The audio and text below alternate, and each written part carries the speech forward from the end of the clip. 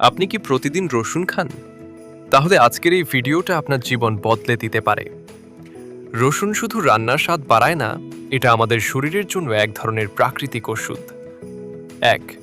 রোগ প্রতিরোধ ক্ষমতা বাড়ায়। রসুনে থাকা অ্যান্টিঅক্সিডেন্ট শরীরের রোগ প্রতিরোধ ক্ষমতা বাড়ায়, ফলে ঠান্ডা কাশি কম হয়। ২. হার্ট ভালো রাখে। নিয়মিত রসুন খেলে রক্তচাপ নিয়ন্ত্রণে থাকে এবং হৃদরোগের ঝুঁকি কমে। ৩. রক্ত পরিষ্কার করে। রসুন শরীরের ক্ষতিকর টক্সিন বের করতে সাহায্য করে এবং রক্তকে পরিষ্কার রাখে। ৪. শক্তি বাড়ায়।